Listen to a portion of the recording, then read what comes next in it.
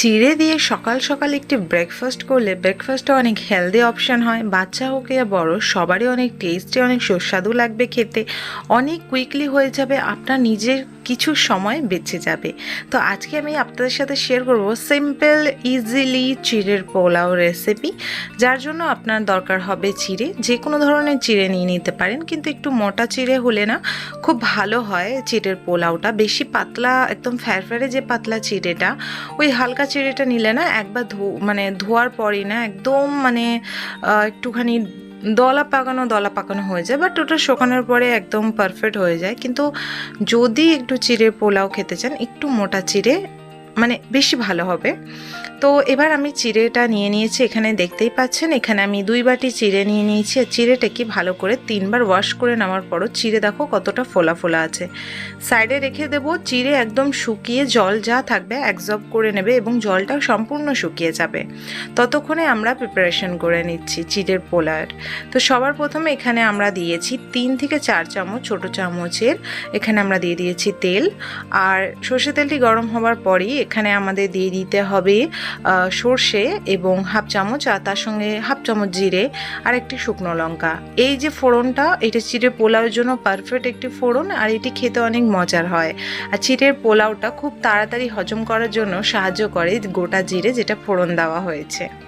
তো এবার এখানে একটি মিডিয়াম সাইজের কুচিয়ে রাখা কাঁচা পেঁয়াজ আমি এখানে কুচিয়ে দিয়েছি, এবং কাঁচা পেঁয়াজটা যখন হালকা একটু নরম হয়ে যাবে তখন এখানে গাজর, ক্যাপসিকাম, আলু আর একটুখানি কর্ন এখানে অ্যাড করেছি, ভুট্টার দানা। তো সিম্পলি এগুলো ঘরে আমার অ্যাভেলেবেল ছিল, আমি দিয়েছি। আপনি চাইলে কিন্তু শুধু আলু গাজর বা শুধু সম্পূর্ণ আলু দিয়েও রেসিপিটি বানাতে পারেন।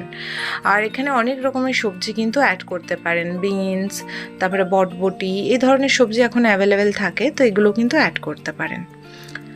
সবজিটা হালকা একটু ভাজবো, ঘড়ি দেখে যদি হয় তাহলে 40 সেকেন্ড থেকে 1 মিনিট মতো। তারপরে এখানে আমি স্বাদ অনুসার দেবো নুন, সামান্য পরিমাণে দেবো হলুদটা আমি দেবো 1 চামচ, একদম বেশি দেওয়া দরকার নেই। 1 চামচ যথেষ্ট, যতটা পরিমাণে লাগবে ঠিক ততটাই। এবং তারপরে এটা নাড়াচাড়া করে আমাদের এটিকে খুব ভালোভাবে ভেজে নিতে হবে।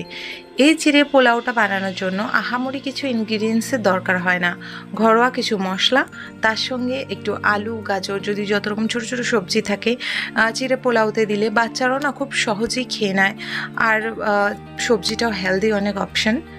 তো এখানে আমরা সব রকম সবজি দিয়ে মশলা দিয়ে রেখে খুব ভালো করে ভাজবো। এখানে এক ফোঁটাও কিন্তু জলের ব্যবহার হবে না। সবজিটা অনেক ছোট ছোট করে কাটতে হবে, এবং তাড়াতাড়ি নরম করার জন্য আপনি কিন্তু এটা ঢেকে রান্না করতে পারেন। তারপর এখানে আমি অ্যাড করে দেবো জিরে গুঁড়ো 1 চামচ, পারলে ধনে গুঁড়ো 1 চামচ দিতে পারেন। আমি ছোট চামচের ব্যবহার করছি, যদি বড় চামচের ব্যবহার করেন তাহলে অবশ্যই কিন্তু হাফ চামচ অ্যাড করবেন। তো এবার আমি খুন্তি দিয়ে চেক করব আলুটি নরম হয়েছে কিনা। তা আলুটি একটুখানি হতে বাকি ছিল, তাই আমি এটি ঢাকা দিয়ে একটু নরম করে ফেলবো। ঢাকনা খুলে তারপরে নাড়াচাড়া করে চেক করব আলু একদম সম্পূর্ণ হয়ে গিয়েছে। আর বাদবাকি সব সবজি তো অনেকই নরম, সেগুলো অনেক তাড়াতাড়ি কুক হয়ে যাবে, তাই আলু চেক করব। এবার আমি এতে ধুয়ে রাখা ফ্রেশ যে চিড়ে সেটি অ্যাড করছি। আপনারা দেখুন চিড়েটা কত একদম ঝুরঝুরে ফ্রেশ রয়েছে, একটাও সাথে একটাও লাগা নেই, একদম ফ্রেশ ঝুরঝুরে নেতানোও না, কিন্তু 3 বার হালকা হাতে ওয়াশ করে জল ঝরিয়ে রেখে দিয়েছিলাম। এবার এতে অ্যাড করে দেবো। এবার অ্যাড করার পর এটিকে ভালোভাবে নাড়াচাড়া করে ভাজতে হবে। চিড়েটা অন্তত 40 সেকেন্ড মতো এর সঙ্গে ভাজবো, তাহলে চিড়ের পোলাও খুবই ইজিলিভাবে রেডি হয়ে যাবে। এই চিড়ের পোলাওর মধ্যে আপনার ঘরে যদি কারি পাতা অ্যাভেলেবেল থাকে তাহলে অ্যাড করতে পারেন, যখনই তেলের মধ্যে শুকনো লঙ্কা, জিরে আর সর্ষে দিচ্ছেন। যদি না থাকে সম্পূর্ণ এইভাবে বানাতে পারেন। এছাড়া এখানে কিন্তু ভেজে রাখা বাদামও অ্যাড করতে পারেন, যেটি খুবই ভালো লাগবে। তারপর এখানে সামান্য পরিমাণে একটুখানি ধনেপাতা লাস্টে ছেটাবো এবং নামিয়ে নেব। গরম গরম এই চিড়ের পোলাও বাচ্চাদের জন্য প্রচুর হেলদি, সকালের নাস্তা ঝটফট তৈরি হয়ে যায়। এবং কি রান্না করব সকালের ব্রেকফাস্টের জন্য খুবই টেনশন জাতীয় জিনিস, ডেলি একই ব্রেকফাস্ট কেউ করতে চায় না।